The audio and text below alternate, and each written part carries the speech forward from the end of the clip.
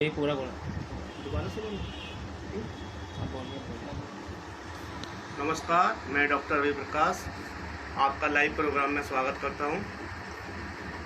सबसे पहले मैं देश के प्रसिद्ध yoga institute Everest yoga institute Ludhiana के डायरेक्टर साहब श्री संजीव त्यागी साहब व श्रीमती कविता त्यागी जी का हार्दिक स्वागत आभार प्रकट करता हूं, जिन्होंने मुझे इस अवसर के लिए मंच प्रदान किया। उसके उपरांत मैं अपने मोटिवेशनल गुरु इंटरनेशनल गुरु श्री सुनील सिंह योग गुरु जी का हार्दिक अभिनंदन करता हूं। मैं अपनी तरफ से उनको अपना मोटिवेशनल गुरु मानता हूं, क्योंकि वो बहुत सहज और उन्होंने मुझे समय समय पर मार्गदर्शन प्रदान किया है। मैं उनका आभार व्यक्त करता हूं। उसके उपरांत मैं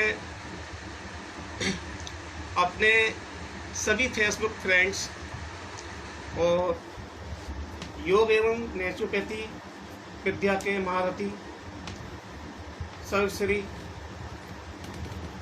आचार्य डॉक्टर दीनानाथ राय, श्री डॉक्टर सुरेश चंद्र जी,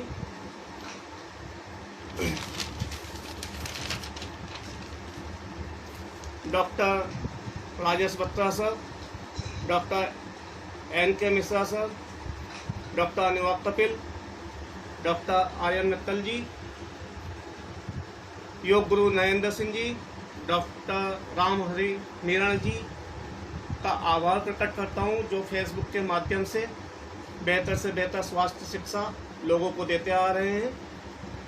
मैं उन सभी को पोस्ट को निरंतर पढ़कर कुछ अच्छा सीखने की कोशिश करता हूं, प्रयास करता हूं।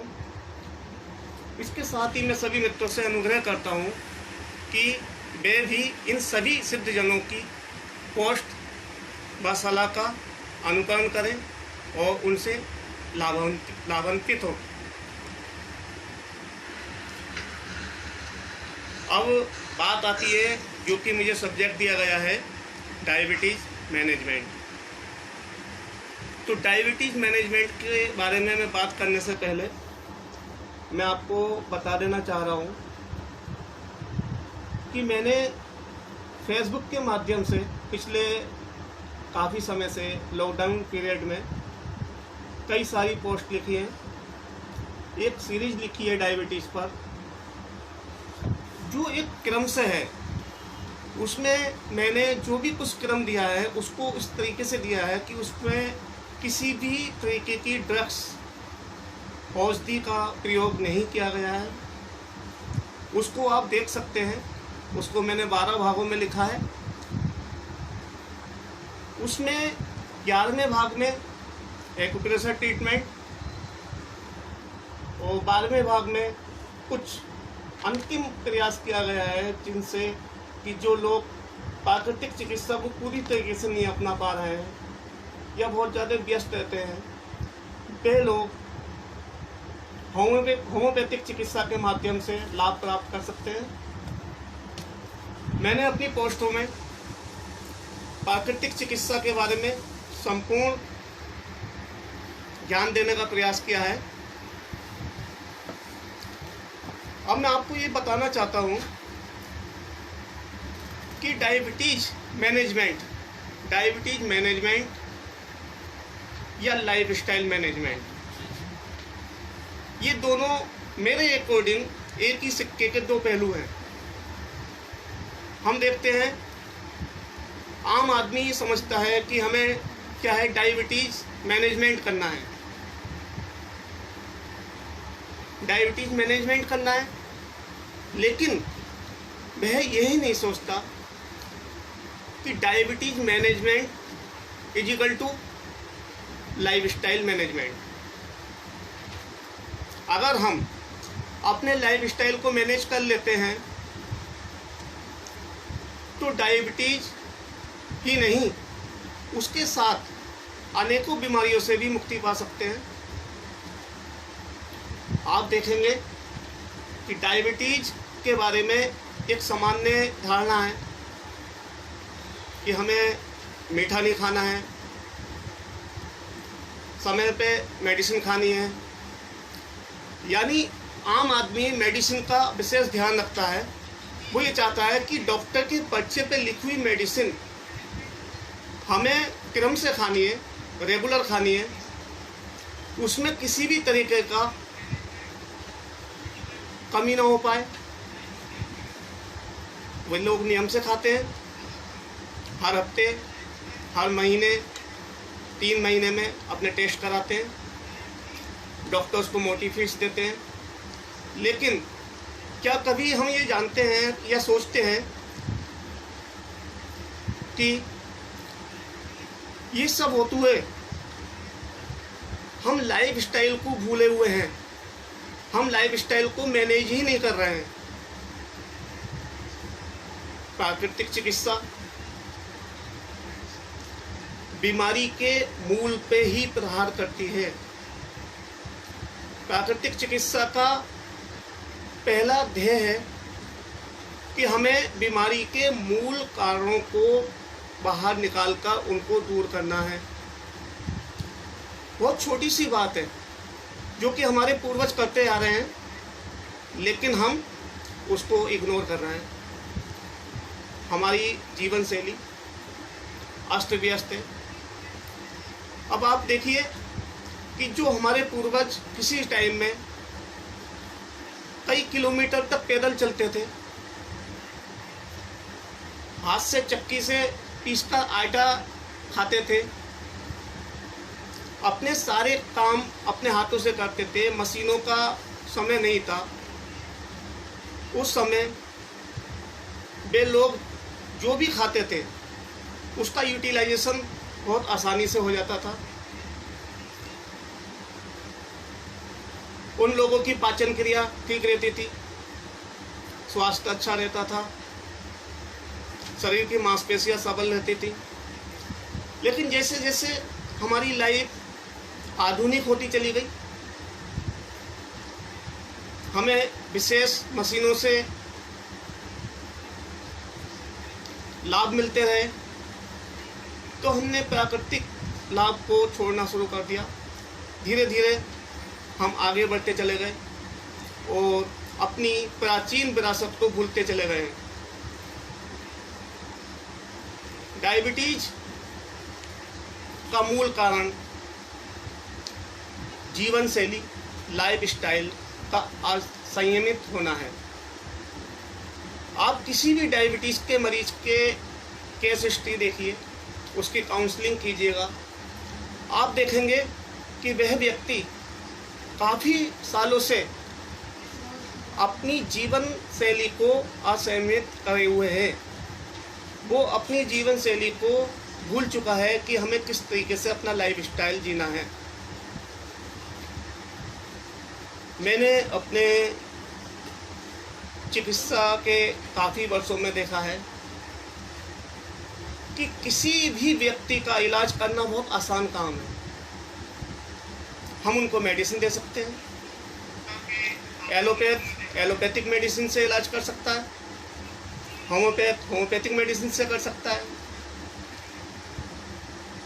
आयुर्वेदिक मेडिसिन से कर सकता है। लेकिन अगर हम बात करते हैं जीवन शैली पर, तो हमारा मरीज उसको बदलने के मूड में बिल्कुल नहीं है। वो मेडिसिन खाना पसंद करता है, लेकिन अगर बात आती है जीवन शैली को संयमित करने की, उसमें नियंत्रण करने की, तो वो उसको मंजूर नहीं है। अगर ऐसा ही चलता गया तो हम डायबिटीज़ की मेडिसिन खाते रहेंगे, डायबिटीज़ की मेडिसिन पर ही रिसर्च होती रहेगी और हम अपने प्राचीन प्राकृतिक चिकित्सा विज्ञान को फॉलो नहीं कर पाएंगे। और इस बीमारी का ग्राफ निरंतर बढ़ता चला जाएगा। तो मैंने प्रयास किया है अपनी पोस्ट में, आप देखिएगा, उसको पढ़िए, उसमें आपको विस्तार से जानकारी मिल जाएगी। मेरे से पहले भी काफ़ी महारथी योग और प्राकृतिक चिकित्सा के महारथी फेसबुक लाइव आए हैं। मैं तो प्रथम बार आ रहा हूँ, और आपका जो लोग इस टाइम जुड़ रहे हैं फेसबुक से, मैं उनका हार्दिक अभिनंदन करता हूँ, वेलकम करता हूँ कि जो मेरे लाइव प्रोग्राम को देख रहे हैं। मैं बताना चाह रहा हूँ कि आप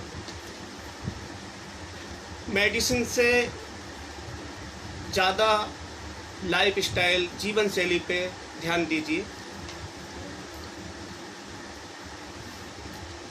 प्राकृतिक चिकित्सा के अनुसार अगर देखा जाए तो किसी भी बीमारी का बेस हमारा पेट होता है। पेट, कॉन्स्टिपेशन, कब्ज। जिन लोगों को कब्ज रहती है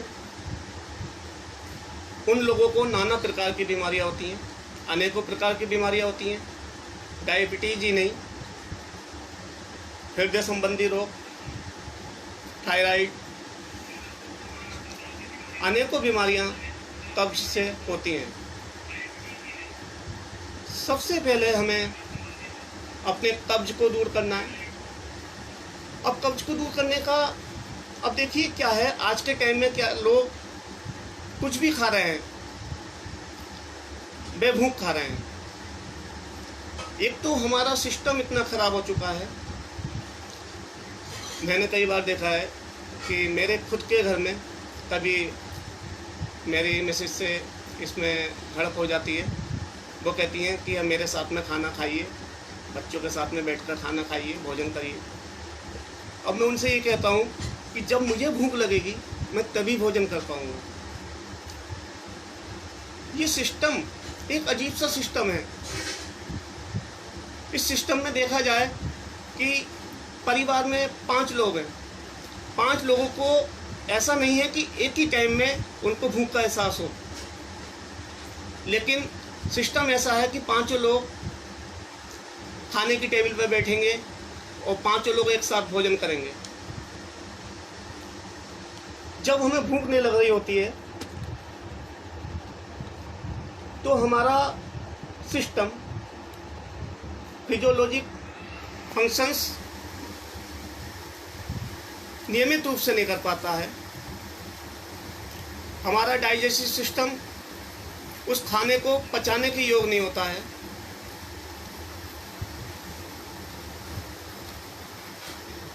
और यदि हम उस टाइम पे खाना ले लेते हैं तो हमारा खाना व्यर्थ जाता है, उसका यूटिलाइजेशन नहीं होता, डाइजेशन नहीं होता। तो देखा जाए तो मूल में जाए तो खाना एक बहुत ज़रूरत भी है, लेकिन उस खाने को हमें इस तरीके से लेना है कि अगर यदि आपको भूख लग रही है तो आप खाना खाइए, और भूख नहीं लग रही है तो बिल्कुल खाना मत खाइए। चाहे किसी भी प्रकार का भोजन है, आपको नहीं लेना है। अब देखा गया है कि मैंने देखा है कि अभी इन दिनों विवाह पार्टियां, शादियां काफ़ी लेट नाइट होती हैं, देर रात्रि तक खाने के प्रोग्राम चलते हैं, और उसमें जो खाने का सिस्टम है वो इस तरीके का होता है। उसमें भोजन इस तरीके के बने हुए होते हैं जिसमें तला भुना, अधिक मीठा, गरिष्ठ भोजन होता है, जो हमारे पाचन के लिए अच्छा नहीं होता है। लेकिन क्या है, सिस्टम बन गया है, लोग रात के 1 बजे भी भोजन कर रहे हैं। ये हमारी दिनचर्या नहीं है। हमारी दिनचर्या है सुबह को जल्दी उठना, सूर्यास्त के टाइम पे हमें सो जाना, सुबह जल्दी उठना है, सूर्य उगते ही उठना है, सूर्यास्त से पहले भोजन कंप्लीट कर लेना है, उसके बाद में नहीं खाना है, और सूर्यास्त के बाद में हमें बिस्तर पर पड़कर सो जाना है। यही हमारे पूर्वज करते थे उस टाइम। अभी भी देखिए गाँव में देखेंगे तो गाँव में लाइट कम होती है, लोग थक कर आते हैं, खाना खाते हैं और सूर्यास्त होते ही बिस्तर पर जाकर सोने का प्रयास करते हैं। अच्छा, बहुत अच्छा जीवन चर्या है उनकी। लेकिन शहरों में भी यदि हम चाहें तो अपनी जीवन शैली को नियंत्रित कर सकते हैं। इसमें आपको आपस में सामंजस्य बनाना पड़ेगा फैमिली को कि भाई मुझे इस टाइम भूख लग रही है तो मुझे इस टाइम पे खाना खाना है, आप खा लीजिएगा, और मुझे अभी 15 मिनट बाद लगेगी, आधा घंटे बाद लगेगी, मैं तब खा लूँगा। कोई खाने का कोई ऐसा नियर टाइम नहीं है कि हमें उसी टाइम पे खाना है। भोजन में एक बात का और विशेष ध्यान रखना है, जिसको आयुर्वेद में, प्राकृतिक चिकित्सा में मित आहार कहते हैं। मित आहार का मैं आपको बता रहा हूँ कि मित आहार को आप कैसे समझेंगे। मित आहार में हमें जितनी भूख होती है उसका आधा भाग भोजन से प्राप्त करना है, 1/4 भाग जल का सेवन करना है और 1/4 भाग को वायु गैस के लिए छोड़ देना है। एक चीज। दूसरी चीज, कैलोरी मैनेज। कैलोरी मैनेज कैसे कर सकते हैं आप खाने में सलाद की मात्रा बढ़ा सकते हैं। सलाद 0 कैलोरी डाइट होती है।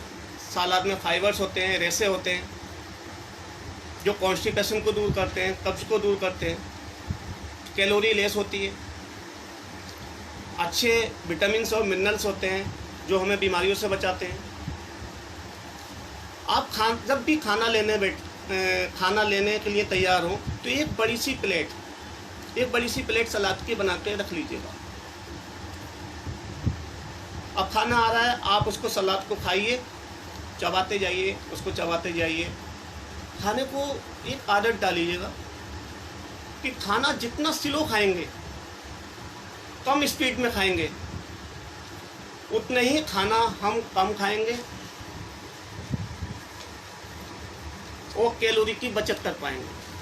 अब देखिए इसका सीधा सा उदाहरण है। जब हमें भूख लगती है तो हमारे ब्रेन में हाइपोथैलेमस का पार्ट है, सेंटर है, वहाँ पर एक भूख का सेंटर होता है, सुधा केंद्र। जब हमें भूख लगती है तो सुधा केंद्र हमें उत्साहित करता है कुछ खाने के लिए। हमारे डाइजेस्टिव सिस्टम में, पाचन तंत्र में कुछ हलचल सी होती है और हमें भूख का एहसास होता है। शारीरिक क्रिया विज्ञान के अनुसार वह सुधा केंद्र प्रारंभ होने के आधे घंटे तक कार्यरत रहता है। इसी टाइम में हमें भूख का एहसास होता है। उसके बाद में हमने देखा होगा बहुधा हमें भूख का एहसास कम हो जाता है। तो हमें देखना यह है कि जब हम खाना शुरू कर रहे हैं तो उस खाने के टाइम को स्लोली हमें पास कर देना है। खाना कम खाना है, ज़्यादा चबाना है, इत्मीनान से खाना है और चबा के खाना है। जब हम स्लो करके चबा कर खाना खाएंगे तो उसके रसों का पूरा आनंद ले पाएंगे, कैलोरी की बचत कर सकते हैं, अनेकों प्रकार की मेटाबॉलिक बीमारियों से भी बचा जा सकता है। धीमा खाना।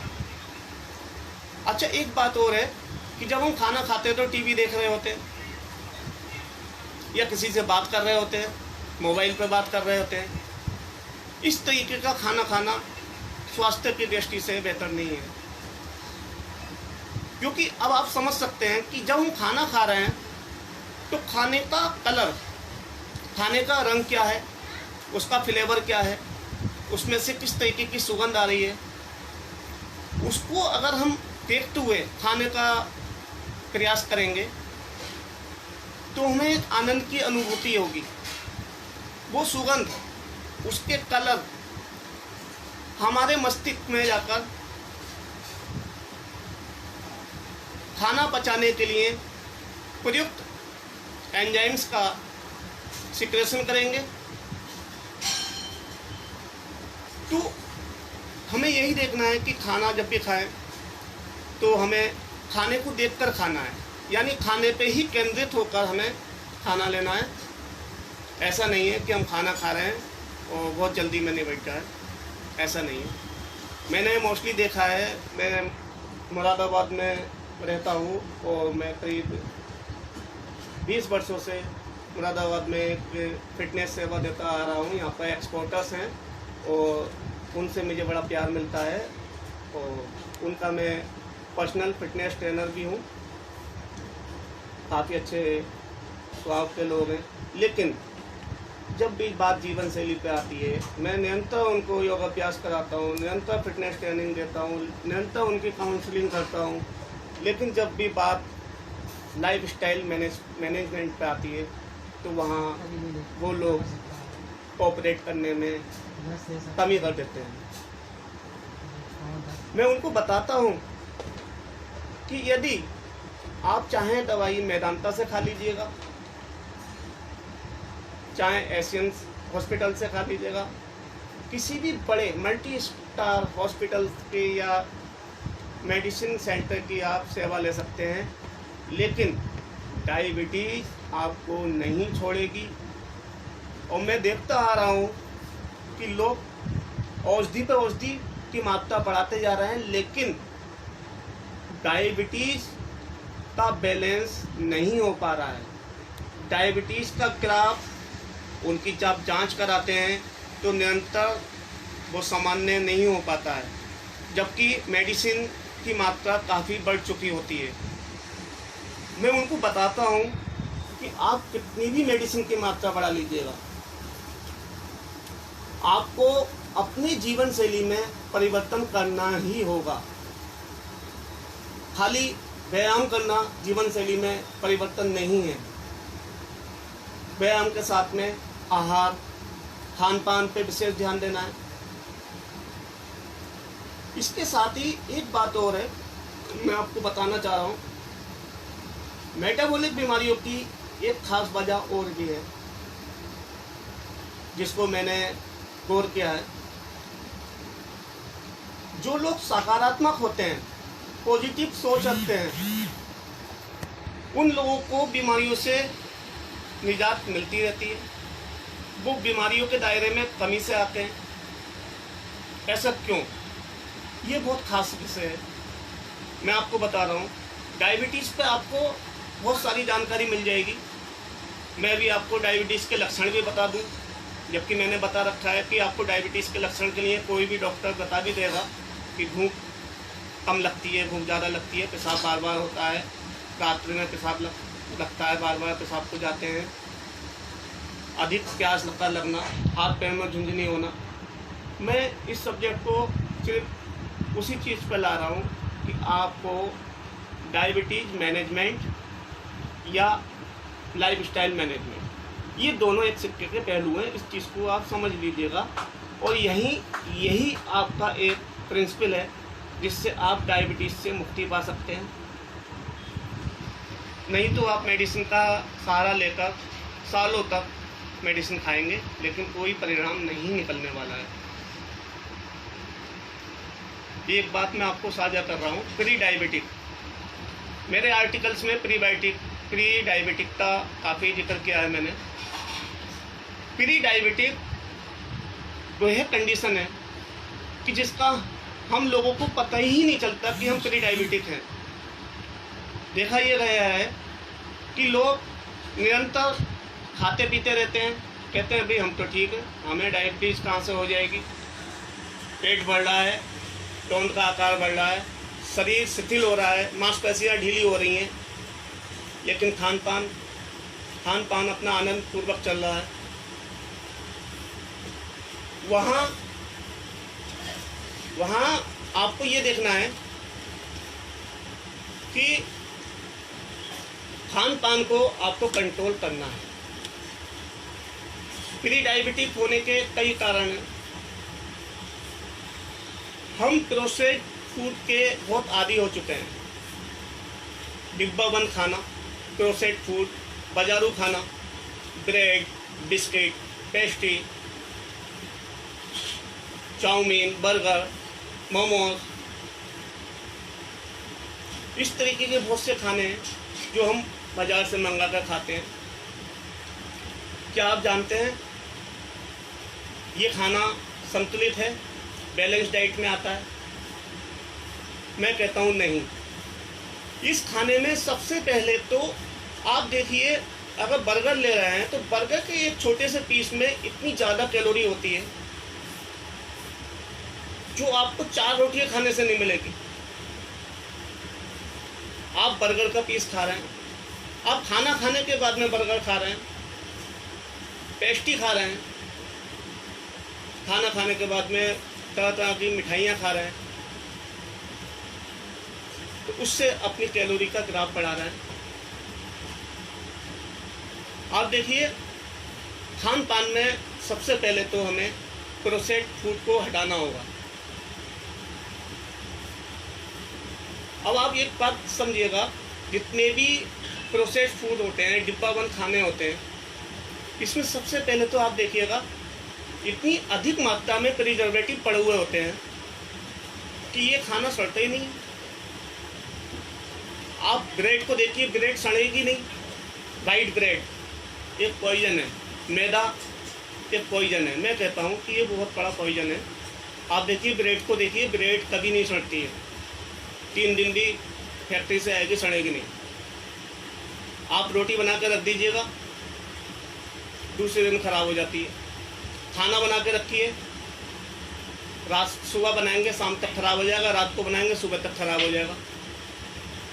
लेकिन बाजार से जो प्रोसेस्ड फूड आता है वो कभी ख़राब नहीं होता। घर पे चटनी बनाइएगा, वो चटनी आपकी ख़राब हो जाएगी कुछ दिन में। लेकिन अगर आप बाजार से केचप ला रहे हैं बोतल बंद, वो आप ख़राब ही नहीं होता, 1 साल तक भी ख़राब नहीं होता। तो भाई ऐसा क्या है उसके अंदर कि वो ख़राब नहीं होता? प्रिजर्वेटिव हम खा जाते हैं, उसको अंदर डाल लिया।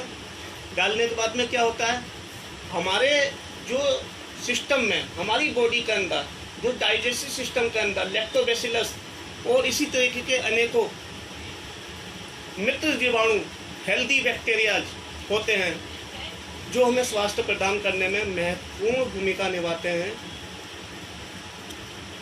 उनकी अकारण मौत हो जाती है, मारे जाते हैं। जब हमारे मित्र जीवाणु हमारी बॉडी से डिस्ट्रॉय हो जाएंगे, नष्ट हो जाएंगे, तो बाहरी जितने भी हानिकारक बैक्टीरिया हैं, जीवाणु हैं, वो हम पे हावी हो जाएंगे, क्योंकि उनसे फाइट करने के लिए कोई सिस्टम में कोई सैनिक है ही नहीं। तो लाइफ स्टाइल मैनेजमेंट में हमें ध्यान रखना है। मैं आपसे फिर से बताना चाह रहा हूँ कि आपको फुल जानकारी मिलेगी, मेरे आर्टिकल्स पढ़िएगा। और मैं अपने जितने भी हमारे फेसबुक के माध्यम से सिद्ध पुरुष हैं योग और नेचुरोपैथी में, वो बहुत अच्छी जानकारियाँ दे रहे हैं। मेरे साथ साथ मैं अपने मित्रों से निवेदन करूँगा कि मेरी फेसबुक में जितने भी एक्सपर्ट्स हैं, आप उन्हीं को सबको फॉलो करें, उनके पेजेस को पढ़ें। उससे बहुत अच्छी जानकारियाँ मिलेंगी जो आपको कोई भी डॉक्टर एक पर्चे पे लिख कर नहीं दे रहा है। वो मेडिसिन लिख देगा, आपको कुछ भी जानकारी नहीं मिलेगी। मैं देखता हूँ कि जब भी हमारी पोस्ट होती है, मेरी पोस्ट पे तो कुछ ज़्यादा भी लाइक आ जाते हैं, और मैं देखता हूँ कि जो बहुत ज़्यादा सिद्ध पुरुष हैं, मैं तो उनके सामने बच्चा हूँ और एक विद्यार्थी हूँ।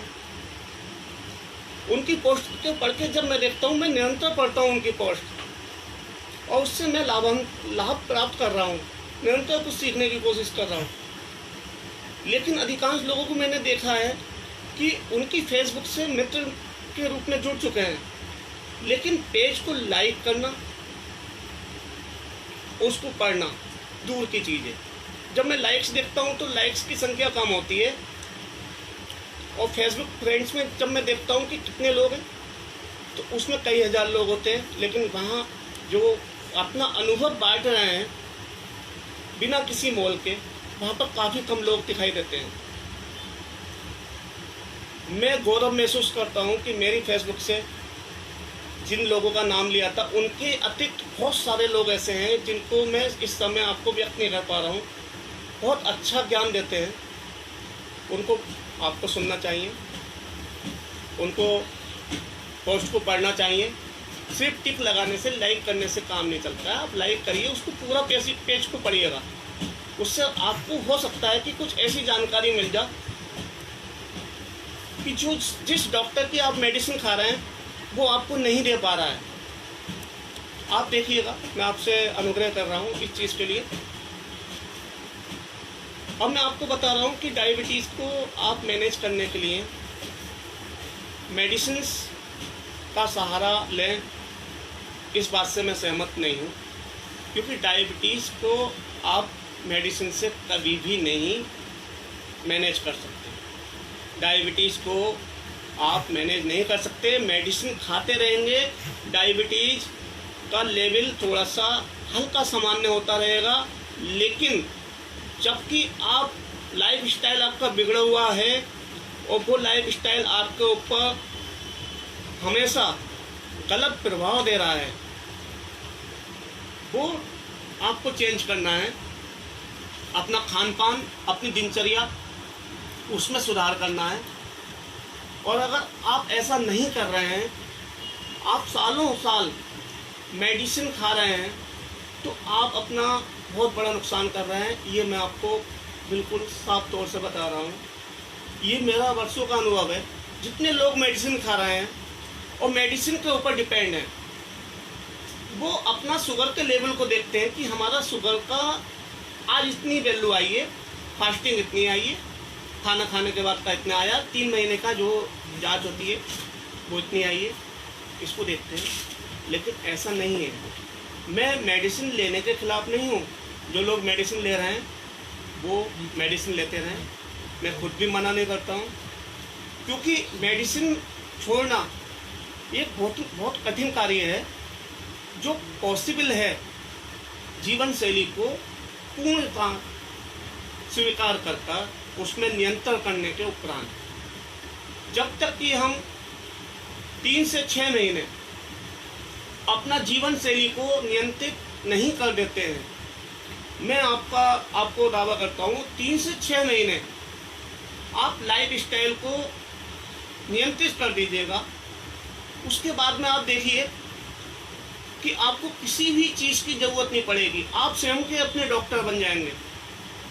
प्रकृति को अपना डॉक्टर बना लीजिएगा। प्रकृति हमारे ही अंदर है। हमारी बॉडी के अंदर एक बहुत बड़ी हीलिंग पावर है, मरम्मत तंत्र है, जो काम तभी करता है जब किसी औषधि का हमारे बॉडी में एंटर ना हो। अगर हम अपनी बॉडी में किसी मेडिसिन को एंटर कर देते हैं, किसी भी तरीके की, भाई जिसको काम करने का चांस ही नहीं दोगे आप, तो फिर क्या होगा? वो काम ही नहीं करेगा। बैठे बैठे किसी को आप खाने को दे दें तो वो काम क्यों करेगा?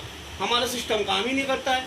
जब कोई मेडिसिन ले ली, कोई सी भी औषधि ले ली हमने, तो हम उस पर डिपेंड हो गए, हमारा सिस्टम काम नहीं करेगा बिल्कुल। आप देखिए, अगर मान लीजिएगा आप 3 से 6 महीने शुरू में मेडिसिन को आप ख़त्म मत कीजिएगा, मेडिसिन लेते रहिए। शुरू के किसी भी आप योग्य प्राकृतिक चिकित्सा विशेषज्ञ के अंतर्गत इस कार्य को कर सकते हैं। इसमें बहुत सी प्राकृतिक चिकित्सा की विधियां हैं जिसके द्वारा इलाज किया जाता है। उसमें आपको लाभ दे सकता है। कोई भी सुयोग्य प्राकृतिक चिकित्सा विशेषज्ञ, आप उससे जुड़ सकते हैं।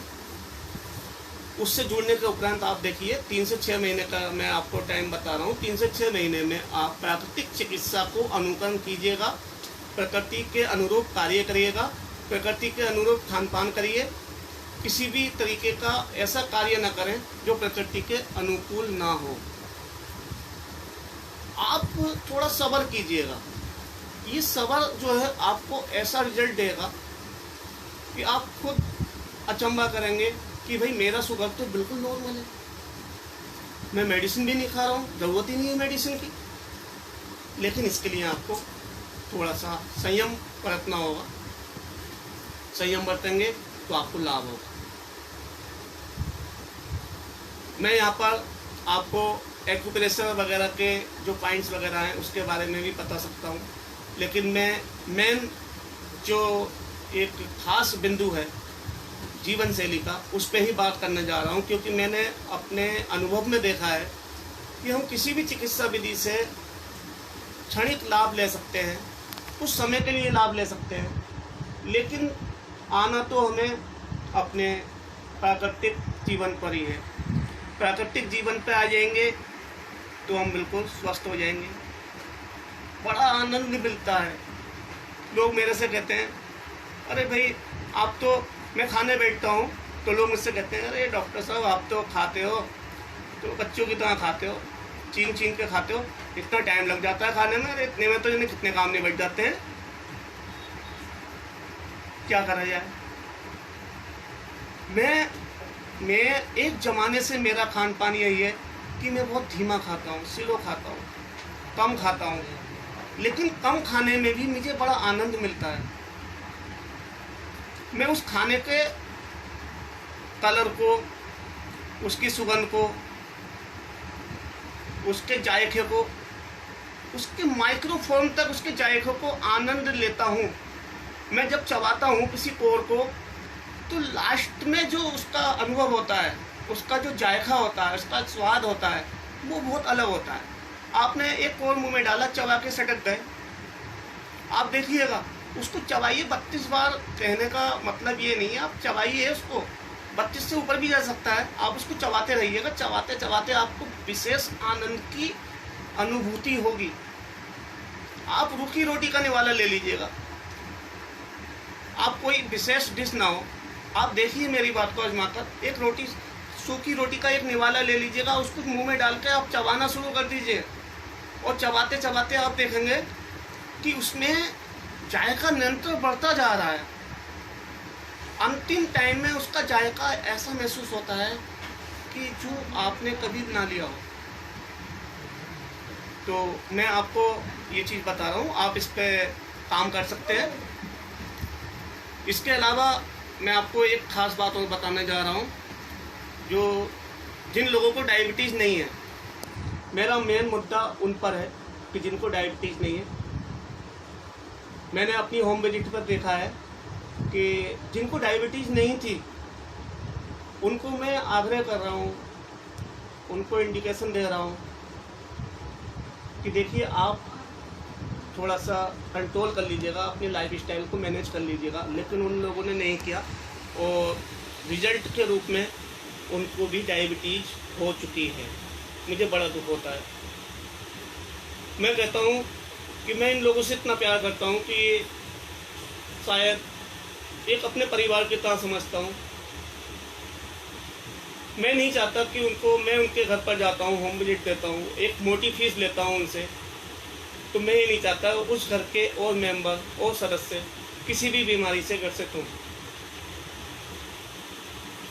मेटाबॉलिक बीमारियों का ग्राफ बहुत तेजी से बढ़ रहा है। मेटाबॉलिक बीमारियों का ग्राफ इतनी तेजी से बढ़ रहा है। डायबिटीज एक बीमारी नहीं है। मैं कहता हूं कि डायबिटीज एक बीमारी नहीं है, तो क्या है? मैं आपको बता रहा हूं कि डायबिटीज एक बीमारी नहीं है, ये एक सिंड्रोम है, मेटाबॉलिक सिंड्रोम। बीमारी तो इसकी वजह से होती है। जिन लोगों को ये सिंड्रोम हो जाता है उससे उत्पन्न जो होती हैं वो बीमारियां कहलाती हैं, जैसे कार्डियोवास्कुलर डिजीज, हृदय धमनी रोग,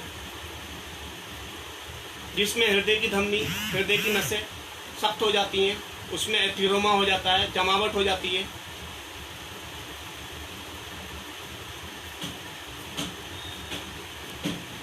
उसके साथ ही मेटाबॉलिक डिजीज में थायराइड डिजीज, इसी प्रकार की अनेकों बीमारियां हो जाती हैं।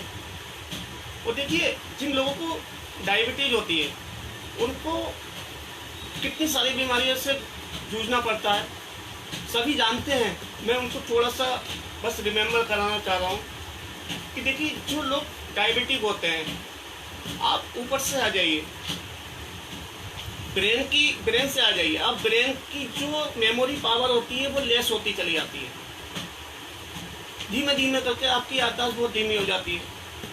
दिमाग में सुनपन होना, दिमाग का भारीपन होना, उसके बाद में आंखों की रोशनी का अचानक कम हो जाना, डायबिटिक रेटिनोपैथी, जिसको मेडिकल भाषा में कहते हैं डायबिटिक रेटिनोपैथी, यानी रेटिना जो होता है वो वीक होता चला जाता है।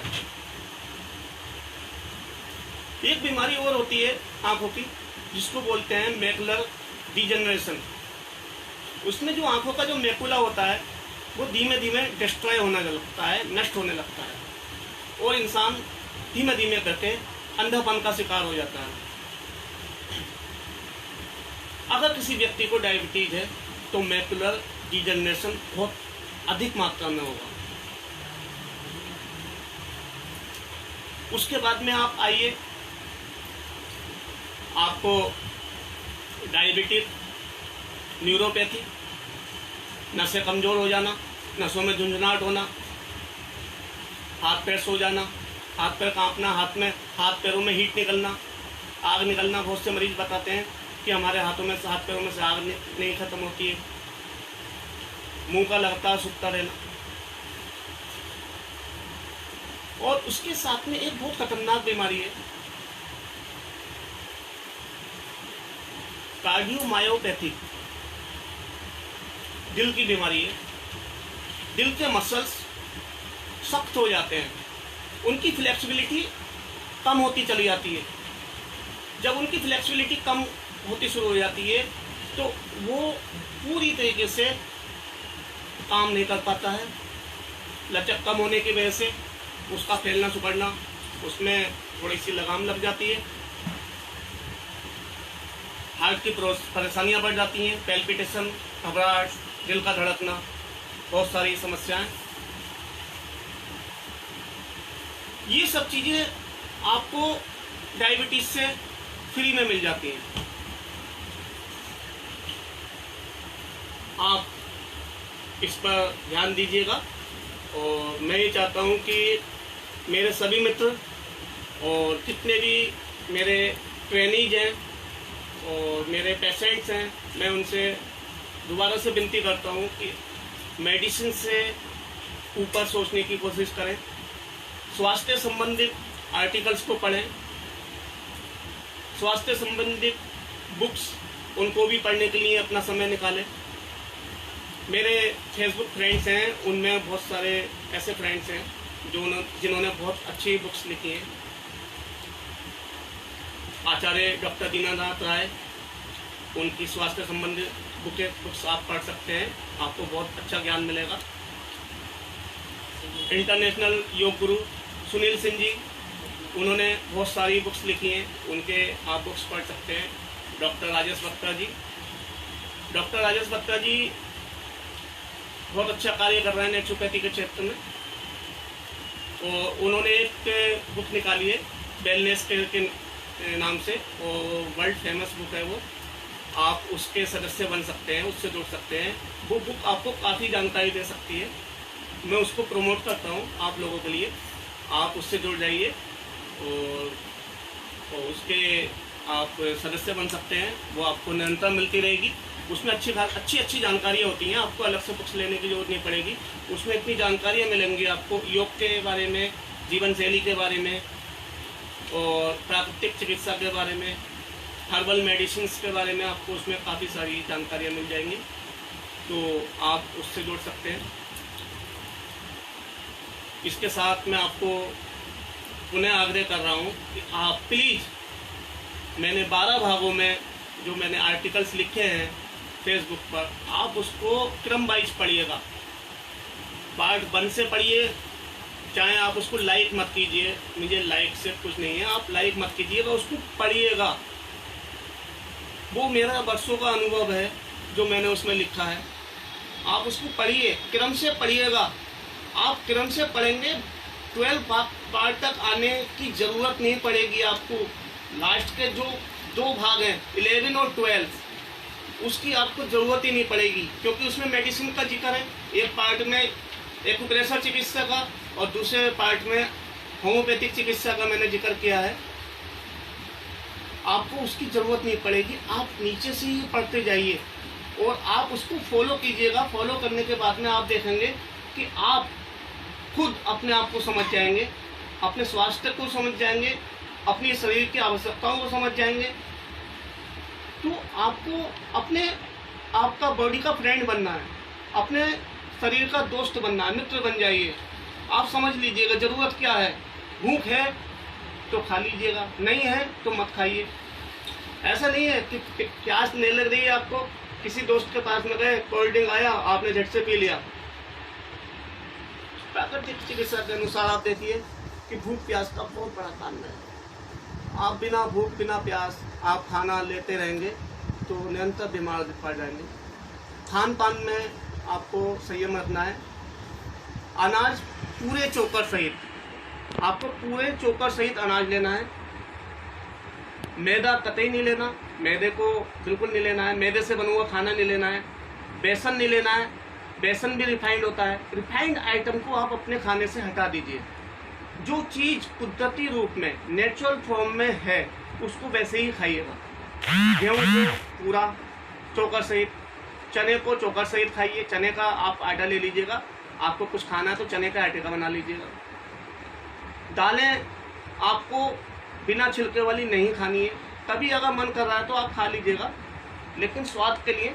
लेकिन अगर स्वास्थ्य की दृष्टि से देखें तो आपको छिलके वाली दालें ही खाई जाएंगी, क्योंकि कुदरत ने उसके अंदर जो दिया है उसमें जो छिलकों के अंदर खास चीज़ दी है, तो वो आपको दाल के पाचन के लिए बहुत आवश्यक होते हैं। उस छिलकों के अंदर जो विटामिन होते हैं वो आपके लिए, पाचन के लिए और बहुत सी आवश्यकताओं के लिए, शरीर की आवश्यकताओं के लिए बहुत ज़रूरी होते हैं।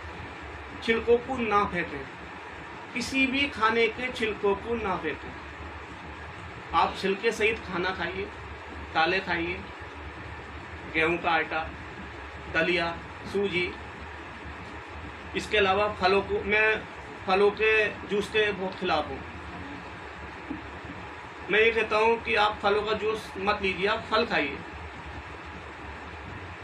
फलों का जूस आपको फैटी लीवर कर सकता है। एक बात है कि आप फलों का जूस ले रहे हैं, वो भी आपको फैटी लीवर बना सकता है, आपके लीवर को फैटी कर सकता है। और अगर लीवर फैटी हो गया तो डायबिटीज़ दूर नहीं है। तो हमें इस बात पर गौर करना है कि अपने लीवर को सही रखना है। अपने मध्य प्रदेश में फैट को जमा नहीं करना है। मध्य प्रदेश में जितनी भी चीज़ें आती है, लीवर या जितने भी इंटेस्टाइन्स हैं, सब कुछ जितना भी सिस्टम है, यहाँ फैट आने से बचाइए। जो लोग ज़्यादा जूस का सेवन करते हैं वो लोग भी फैटी हो जाते हैं। आप फल खाइए, फल में रेशे मिलेंगे, फाइबर्स मिलेंगे, जो आपको निरंतर उस चीज़ का, उस खाने का पूरा लाभ देंगे। तो आप प्रोसेस्ड खाने से बचिएगा। रिफाइंड तेल नहीं लेना है। रिफाइंड चीनी भी रिफाइंड होती है, आप चीनी की जगह गुड़ ले सकते हैं। अब देखिए, मैं चीनी को मना कर रहा हूँ तो आप कहेंगे कि डॉक्टर साहब क्या खाना है, चीनी नहीं खाएंगे तो। अब देखिए, कभी कदार आपको कभी कभी खाना है, कोई मीठा का आइटम खाना है तो खा लीजिएगा। निरंतर चीनी की मात्रा को बस आप थोड़ा सा, आप डायबिटीज़ भी नहीं है, आप डायबिटीज़ नहीं है आपको, तो भी चीनी की मात्रा बचा के रखिएगा। चीनी को आप इग्नोर करिएगा। चाय वैसे तो अच्छी चीज़ नहीं है, लेकिन जो लोग चाय पीते हैं, दूध लेते हैं, तो उनको चीनी बहुत कम मात्रा में लेनी चाहिए। मैं दूध लेता हूँ तो फीका ले लेता हूँ, मुझे उसी में जायका आता है। क्यों? दूध के अंदर भी एक प्राकृतिक शर्करा होती है। जब मैं उसको आनंद पूर्वक उसको घूंट पीता हूँ तो मुझे मिठास का एहसास होता है। आप फीका दूध पियेंगे और मन से पियेंगे, उसको देखिए दूध को, उसकी दूध की खूबियों के बारे में जानिए, उसको देखिए, और उसको इत्मीनान से उस पर केंद्रित होकर उसको पीजिए, आपको मिठास का एहसास हो जाएगा। आप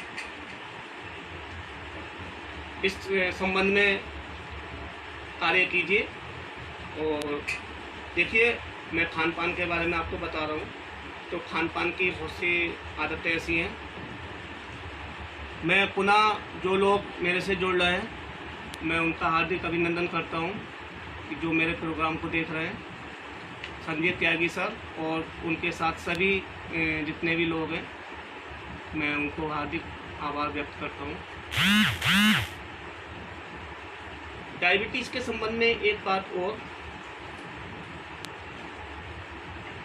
आप कभी भी एक बात को ध्यान कर लें कि अगर आपने कुछ खाना खाया है तो उस खाने का एक निर्धारित समय होता है। अनाज का निर्धारित समय है, पाचन का, फलों का अलग टाइम है। उसके अलावा आप दालें खाते हैं, उसका पाचन का अलग समय है, दूध का अलग है। तो हमें इन सभी चीज़ों को एक साथ जोड़ के नहीं खाना है। अभी मैंने लाइव एक हमारे सर थे डॉक्टर एन के शर्मा जी का, मैंने एक लाइव प्रोग्राम देखा था। बहुत अंतर्राष्ट्रीय लेवल पर बहुत बड़े प्राकृतिक चिकित्सक हैं, तो मैं उनको सम्मान प्रकट करता हूँ। मैंने उनका लाइव वीडियो देखा, मुझे बहुत अच्छा लगा। उन्होंने बड़ी अच्छी जानकारी दी। उन्होंने मुझे रिमाइंडर कर दिया कि खान पान की जो चीज़ें होती हैं उनको हम एक साथ ना लें। उनमें हमें ये चीज़ देख लेनी है कि कौन सा खाना कितने टाइम में पचता है। उनको सबको मिला के, अब जैसे आपने अनाज खा लिया, अनाज के ऊपर आपने फल खा लिए, तो जो स्पीडी खाना है पचने वाला, जिसकी पचने की स्पीड तेज है, वो तो ऊपर पड़ा है, और उसके नीचे अनाज पड़ा है। अनाज तो देर से पचेगा। और ऊपर जो आपने फ्रूट्स खा लिए, जूस पी लिया, तो वो क्या होगा, वो तो जल्दी जाना चाह रहा है पचने के लिए, वो क्या होगा, फिर सड़ जाएगा, उसमें सड़ान पैदा हो जाएगी। सड़ान पैदा हो जाएगी, आपके मल के अंदर सड़ान हो जाएगी, कॉन्स्टिपेशन हो जाएगा, कब्ज हो जाएगी, आपकी पोटी के अंदर बदबू आएगी, गंध आएगी। उन्होंने एक बात और अच्छी बताई थी, और ये बहुत अच्छी बात है कि पोटी अगर सीट पर चिपक रही है तो इसका मतलब आपका पाचन तंत्र ठीक नहीं काम कर रहा है। ये इस बात से मैं सहमत हूँ। ये बहुत अच्छी बात है कि आप देखिए, प्राकृतिक चिकित्सा में आपको जीवन शैली से संबंधित बहुत सी बातें मिलेंगी। आप जब जुड़ेंगे तो आप खुद ब खुद इस चीज़ में इंटरेस्ट लेते चले जाएंगे और जानकारियाँ जुटाएंगे। एक छोटे से लाइव प्रोग्राम में हम बहुत कुछ आपको जानकारी नहीं दे सकते, क्योंकि प्राकृतिक चिकित्सा का क्षेत्र बहुत बड़ा है, बहुत व्यापक है। इसमें चिकित्सा विधियाँ बहुत हैं। अब सारा कुछ एक छोटे लाइव प्रोग्राम में देना, मैं प्रैक्टिकली बंदा हूँ। मैंने प्राकृतिक चिकित्सा के क्षेत्र में, आप मेरे जितने भी मरीज हैं वो सब जानते हैं कि डॉक्टर साहब कभी भी ड्रग्स यूज नहीं करते अपने इलाज में। कोई भी ड्रग्स यूज नहीं करता हूँ मैं। टोटल हर डिजीज़ का इलाज प्राकृतिक तरीके से करता हूँ, जिसमें लाइफ स्टाइल काउंसलिंग, उसके साथ आपका आहार, डाइट काउंसलिंग, फिर अगर बहुत ज़्यादा आवश्यकता पड़ती है तो हर्बल या होम्योपैथिक मेडिसिन का सहारा लेना, एक्यूप्रेशर चिकित्सा का सहारा लेना। एक्यूप्रेशर चिकित्सा से मुझे इतना नाम मिला है कि मैंने मुरादाबाद में काफ़ी सारे असाध्य जटिल रोगियों को जो बिस्तर पर पड़े थे उनको ठीक किया है। ईश्वर का बहुत बड़ा मेरे ऊपर आशीर्वाद है। और वो लोग मेरी चेन बना देते हैं कि मैं फ्री नहीं रहता। मैं फेसबुक से भी बहुत कम जुड़ा रहता हूँ। फेसबुक के लिए भी समय बहुत कम निकल पाता है, क्योंकि होम विजिट बहुत ज़्यादा रहती है मेरी। एक छोटा सा क्लिनिक है, उस पर मैं बैठता हूँ। वहाँ पर छोटी सी ओपीडी है, 2-3 घंटे ओपीडी का टाइम देता हूँ, बाकी टाइम विजिट पर रहता है। तो आप किसी भी चिकित्सा विधि का सहारा ले सकते हैं। आप एलोपैथिक मेडिसिन भी ले रहे हैं, लेकिन लेते रहिए, उसके साथ साथ आप इस विषय पर काम कीजिएगा, प्राकृतिक नियमों का पालन कीजिएगा। अब ये नहीं है कि थोड़ा सा भी काम है, आपने अगर मान लीजिए आपको 15-20 कदम पे जाना है, तो आप एक दूसरे पे टाल रहे हैं कि भाई तू चले जा।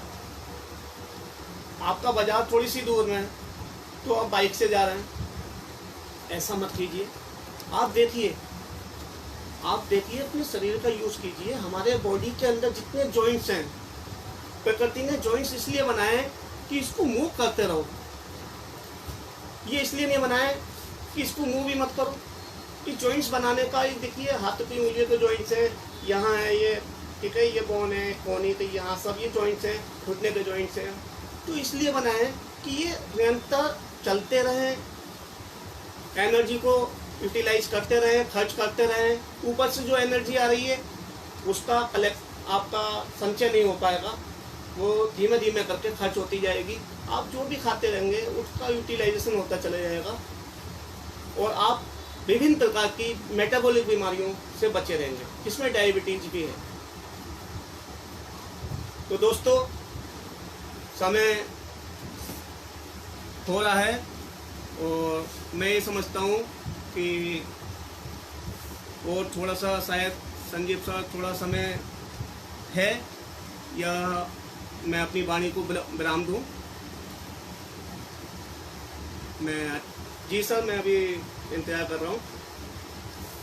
देखिए, मैं आपसे अनुग्रह कर रहा हूँ, फिर अनुग्रह कर रहा हूँ कि मेरी पोस्ट को पढ़िएगा, मेरी प्रोफाइल पे जाइए, मेरी पोस्ट पढ़िएगा, और मेरे से जुड़े हुए जितने भी मैंने नाम दिए हैं, उनके अलावा भी बहुत अच्छे सिद्ध पुरुष हैं, बहुत अच्छे एक्सपर्ट हैं, जिन लोगों की सेवाएं हमें एक फेसबुक माध्यम से मिल रही हैं। फेसबुक एक बहुत अच्छा माध्यम है, जहाँ पर हम निस्वार्थ रूप से स्वास्थ्य शिक्षा का आदान प्रदान कर रहे हैं। ये बहुत अच्छी बात है। पॉजिटिव सकारात्मक ऊर्जा के साथ में जो चीज़ दी जाती है वो हमेशा लाभदायक होती है। मेरे सभी फेसबुक फ्रेंड, एक्सपर्ट्स, जो भी सकारात्मक ऊर्जा के साथ में, निस्वार्थ भावना के साथ में अपनी पोस्ट को प्रेषित कर रहे हैं जनहित में, उसको पढ़ने के बाद में अवश्य लाभ होगा, ये मेरा मन कहता है। और इस चीज़ को आप देख लीजिएगा, उसको पढ़िए, क्योंकि उसमें एक सकारात्मक एनर्जी है, जो आपको 500 रुपये का या 1000 रुपये का या 1500 रुपये का एक प्रिस्क्रिप्शन पर्चा बनाने वाले डॉक्टर के पर्चे में वो सकारात्मक एनर्जी नहीं मिलेगी। तो मैं आपसे अंत में फिर अनुग्रह कर रहा हूँ कि आप पॉजिटिव बनिए, सकारात्मक सोच रखिए। बीमारी से बचने के लिए सकारात्मक सोच का बहुत आवश्यकता है। लोभ, लालच, ईर्ष्या, घमंड, अति महत्वाकांक्षा, ये सब हमारे ब्रेन को डिस्टर्ब करते हैं। उसके वहाँ से हमारे जो एंडोक्राइन सिस्टम होता है उसके नियंत्रण को डिस्टर्ब कर देते हैं। ये बहुत बड़ी सच्चाई है। जो पुरुष लोभी होंगे, लालच करेंगे, ईर्ष्या करेंगे, घमंड करेंगे, किसी को नुकसान करने की सोचेंगे, वो अंतर्मन से बीमार होते हैं, वो अंतर्मन से नकारात्मक होते हैं। जब वो सो रहे होते हैं तो उस टाइम पे दुनिया के सामने वो अपनी गलती मानने को तैयार नहीं होंगे, लेकिन जब वो सोते होते हैं तो उनका जब अंतर्मन जागा हुआ होता है तो वो नकारात्मक एनर्जी उनको दे रहा होता है। नकारात्मक एनर्जी बहुत ही हानिकारक है, इससे बचिए।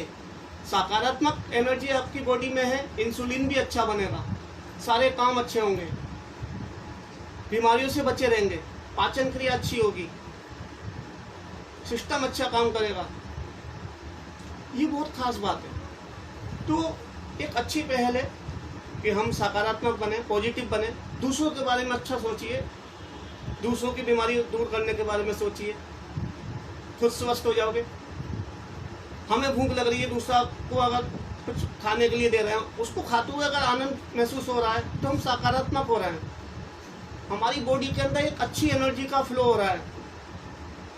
जो खुद खाना तो बहुत ही खतरनाक है, दूसरे को खिलाना, देखिए दूसरे को खिलाने में आपको कितना आनंद मिल रहा है। वो दूसरा खा रहा है और भूखा है, वो अगर खा रहा है तो आप देखिए, उसको देखने के बाद में आप देखिए आपको एक आनंद मिलेगा जो खाने से नहीं मिल रहा होता है। वो आनंद ऐसे ही नहीं है, उसका बहुत बड़ा फिजियोलॉजिकल इफेक्ट है।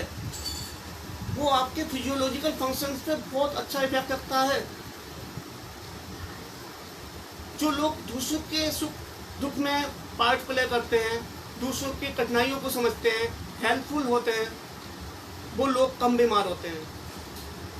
जो लोग अपनेपन में पड़े रहते हैं, अपने काम के बारे में सोचते हैं, लगातार लाभ के बारे में सोचते हैं कि लाभ मिलता रहे, नुकसान नहीं हो।